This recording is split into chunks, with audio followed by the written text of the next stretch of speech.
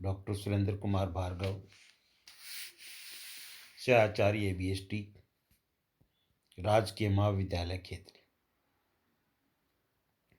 My dear students, cost counting के अंतर्गत आज अपना नए अध्याय के अंत में सामग्री का मूल्यांकन एवं निगमन, valuation and issue of material पर चर्चा करेंगे,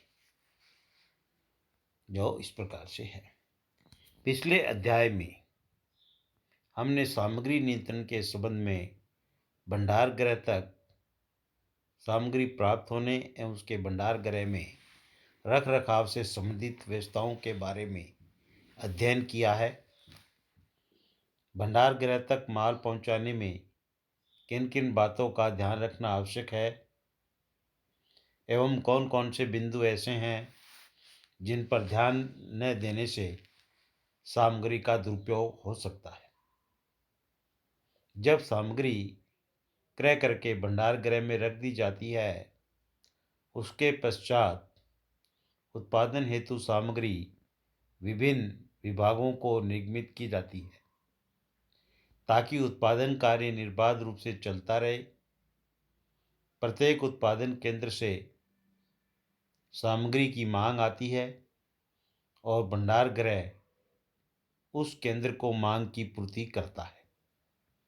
इस संबंध में भंडार गृह में व्यवस्थित रूप से लेखा किया जाता है ताकि इस तथ्य की जानकारी समय समय पर प्राप्त होती रहे कि भंडार गृह में कब कब माल आया और भंडार गृह ने कब कब किस किस उत्पादन केंद्र को कितनी कितनी मात्रा में एवं किस मूल्य पर सामग्री का निर्गमन किया। निर्गमित सामग्री का फिर अगला टॉपिक पे लेते हैं अपन, निर्गमित सामग्री का मूल्यांकन। किसी वस्तु के निर्माण में सामग्री का महत्वपूर्ण स्थान है, जिसकी पूर्ति सामग्री गृह से आसानी से सामग्री निर्मित करके की जाती है। सामग्री निर्मित करते समय महत्वपूर्ण समस्या ये सामने आती है कि सामग्री का मूल्यांकन किस आधार पर किया जाए। कोई भी एक आधार सभी प्रकार के उद्योगों और सभी प्रकार की सामग्रियों के लिए नहीं अपना जा सकता, क्योंकि व्यापार एवं सामग्री के स्वभाव में भिन्नता होती है।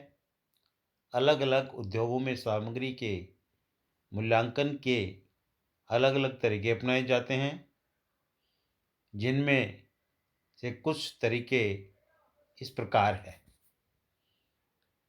नंबर 1, लागत मूल्य पत्ती। लागत मूल्य पत्ती में आते हैं आपके 4: प्रथम आगमन प्रथम निगमन पत्ती, बी अंतिम आगमन प्रथम निगमन पत्ती, सबसे अधिक कीमत वाली सामग्री का सबसे पहले निगमन पत्ती, डी न्यूनतम स्टॉक आधार पत्ती। फिर 2 नंबर पे आता है बाजार मूल्य पत्ती, 3 पे औसत मूल्य पत्ती, जो उसमें 2 मेथड है, सिंपल एवरेज मेथड और वेटेड एवरेज मेथड। नंबर 4 पे स्टैंडर्ड प्राइस मेथड और 5वां है इन्फ्लेटेड प्राइस मेथड। तो अपन एक बारी बारी से एक एक पर चर्चा करेंगे। पहले लेते हैं लागत मूल्य पत्ती में first in first out method. इस विधि के अंतर्गत निगमित सामग्री का मूल्यांकन सबसे पहले आई हुई सामग्री के मूल्य पर किया जाता है और इस मूल्य पर सामग्री का निर्गमन तब तक करते रहते हैं जब तक कि सबसे पहले आई सामग्री की मात्रा के बराबर सामग्री निगमित न हो जाए। इसके बाद जो सामग्री निगमित की जाएगी उसका मूल्यांकन दूसरे नंबर पर आई सामग्री के मूल्य पर किया जाएगा और ऐसा तब तक करते रहेंगे जब तक कि दूसरे नंबर पर आई सामग्री की मात्रा के बराबर सामग्री निगमित न हो जाए। इसके बाद निगमित सामग्री का मूल्यांकन क्रमशः तीसरे, चौथे, पांचवें आदि नंबर पर आई सामग्री का मूल्यांकन इसी प्रकार से किया जाएगा। नंबर 2 पे आती है आपकी अंतिम आगमन, प्रथम निगमन पद्धति। इस विधि के अंतर्गत निगमित सामग्री का मूल्यांकन सबसे अंत में अर्थात निगमन के तुरंत पूर्व आई हुई सामग्री के मूल्य पर किया जाता है और इस मूल्य पर सामग्री का निगमन तब तक करते रहते हैं जब तक अंत में आई हुई सामग्री की मात्रा के बराबर सामग्री निगमित न हो जाए। इसके बाद भी सामग्री का यदि निगमन किया जाना हो तो इसके तुरंत पहले आई हुई सामग्री के मूल्य पर सामग्री का निगमन किया जाएगा। इस दौरान यदि नई सामग्री आ जाती है तो भविष्य में पहले उस नई सामग्री के मूल्य पर निगमित सामग्री का मूल्यांकन किया जाएगा। सी आता है सबसे अधिक कीमत वाली, highest in first out method. इस विधि के अंतर्गत निगमित सामग्री का मूल्यांकन सबसे अधिक मूल्य वाली सामग्री की दर से किया जाता है। भविष्य में फिर कभी जब सामग्री निगमित की जाएगी तो उस समय स्टोर में जो सबसे अधिक मूल्य की सामग्री होगी उसी की दर से निगमित सामग्री का मूल्यांकन किया जाएगा। आगे भी यही क्रम अपनाया जाएगा। चौथा आता है अपना डी, बेस स्टॉक मेथड। इस प्रणाली में यह मानकर चला जाता है कि न्यूनतम सामग्री चूंकि हमेशा बनी रहेगी, अतः उसे के निगमन का प्रश्न ही नहीं उठता। न्यूनतम से अधिक सामग्री ही निगमित की जाती है। न्यूनतम सामग्री को प्रथम क्रैक का शेष माना जाता है। इसका मूल्यांकन हमेशा उस राशि पर किया जाता है जिस राशि पर उसे प्रथम क्रय को खरीदा गया था। इस प्रणाली में निगमन का मूल्यांकन न्यूनतम सामग्री को छोड़ते हुए प्रथम आगमन, प्रथम निगमन अथवा अंतिम आगमन, प्रथम निगमन के आधार पर किया जाता है। इसमें अंतिम आगमन प्रथम निगमन को अधिक उपयुक्त माना जाता है। नंबर 2 पे आता है आपका बाजार मूल्य पत्ती, मार्केट प्राइस मेथड। इस पत्ती के अनुसार सामग्री का मूल्यांकन निगमन की तिथि पर प्रचलित बाजार मूल्य पर किया जाता है। ऐसी दशा में सामग्री के लागत मूल्य पर कोई ध्यान नहीं दिया जाता। उदाहरण के लिए एक वस्तु जो 1/6/17 को 5 रुपये प्रति वस्तु के हिसाब से खरीदी गई, उसे 5/6/17 को निगमित किया जाए और उस दिन उसका बाजार मूल्य 5.5 रुपये हो तो उस वस्तु का निगमन 5.5 रुपये के हिसाब से किया जाएगा, न कि 5 रुपये के हिसाब से। तीसरी आती है अपनी मैन एवरेज प्राइस मेथड। इस पद्धति के अंतर्गत निगमित सामग्री का मूल्यांकन निगमन तिथि को हस्तगत सामग्री की लागत के औसत मूल्य पर किया जाता है। इस दशा में जब नई सामग्री क्रय की जाती है तब नई औसत लागत की गणना की जाती है तथा इस प्रकार ज्ञात की गई लागत तब तक मूल्यांकन का आधार बनी रहती है जब तक कि आगे और सामग्री क्रय नहीं की जाए और दूसरी औसत लागत ज्ञात कर ली न जाए। इस तरीके से बाजार मूल्य में आने वाले उतार चढ़ाव को समाप्त कर दिया जाता है।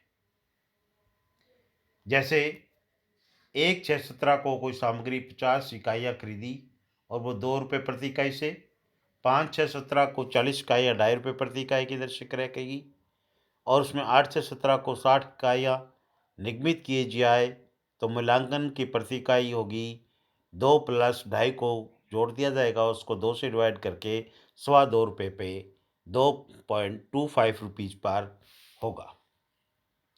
औसत से तात्पर्य गणितीय औसत से है तथा ऐसी औसत दो प्रकार से ज्ञात की जाती है, एक तो साधारण औसत सिंपल एवरेज और दूसरी है भारित औसत वेटेड एवरेज।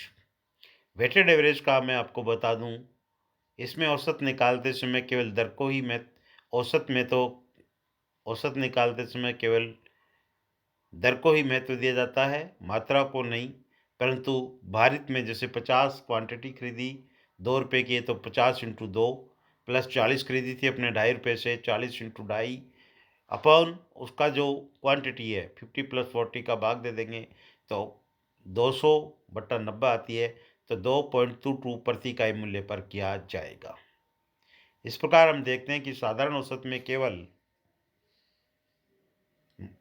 मौजूद सामग्री की दर का ही औसत ज्ञात किया गया था, जबकि भारित औसत में मौजूद सामग्री की मात्रा का भार भी दिया जाता है। चौथा आता है अपना प्रमाणित या प्रमापित मूल्य पत्ती, स्टैंडर्ड प्राइस मेथड। इस पत्ती के अंतर्गत सामग्री के मूल्य को ही पहले से ही निश्चित कर लिया जाता है और उसी पूर्व निश्चित मूल्य पर सामग्री का निगमन किया जाता है। ऐसी स्थिति में प्राप्ति और निगमन दोनों ही की एक प्रमापित दर लगाई जाएगी। यदि क्रय मूल्य प्रमापित मूल्य में से कम या अधिक हो तो अंतर को मूल्य विचरण खाते प्राइस वेरिएंस अकाउंट में स्थानांतरित कर दिया जाता है। और लास्ट आपका 6 बढ़ा हुआ मूल्य पत्ती। कुछ वस्तुएं समय और जलवायु से अधिक प्रभावित होती हैं। इनके प्रभाव के कारण उनके वजन में कमी आ जाती है। उदाहरण के लिए लकड़ी अधिक समय तक पड़ी रहने पर सूख जाती है, तसरा भाप बनकर उड़ जाती है। इस प्रकार सामग्री की वास्तविक मात्रा में कुछ क्षति होती है। ऐसी क्षति के कारण होने वाले नुकसान को संबंधित उत्पादन विभाग पर भारित किया जाना चाहिए। ऐसी सामग्री को लागत मूल्य से अधिक मूल्य पर निगमित करके किया जा सकता है। इस प्रकार निगमन करके बढ़े हुए मूल्य पर निगमन करना कहते हैं। इस विधि में पूरी वस्तु की कीमत बची हुई वस्तु पर आरोपित कर दी जाती है, जिससे प्रति इकाई वस्तु का मूल्य बढ़ जाता है। उदाहरण के लिए एक फर्नीचर बनाने वाला 100 किलोग्राम लकड़ी ₹4 प्रति किलोग्राम के भाव से खरीदता है और लकड़ी के सूख जाने से इसका वजन 80 किलो ही रह जाता है। इस सूखी हुई सामग्री का निगमन इस प्रकार ₹4 प्रति किलोग्राम के स्थान पर 80 किलो का उसमें कॉस्ट ₹400 में भाग दे दिया जाएगा तो ₹5 आएगी, तो क्रय की लागत को 80 किलोग्राम लकड़ी से वसूल किया जाएगा। यह विधि विशेष रूप से उस समय उपयुक्त रहती है जब सामग्री की क्षति की मात्रा का प्रतिशत लगभग निश्चित होता है। वास्तव में सामग्री के मूल्यांकन की यह कोई अतिरिक्त पत्ती नहीं है। इस पत्ती को अन्य किसी पत्ती में काम लाया जा सकता है। ये थे आपके issue of shares and materials के मेथड्स, जिसके बारे में अपन चर्चा करें। नेक्स्ट वीडियो में हो सकता है मैं आपके सामने कुछ उदाहरण लेके प्रस्तुत हूँ इसको समझाने के लिए। That's all.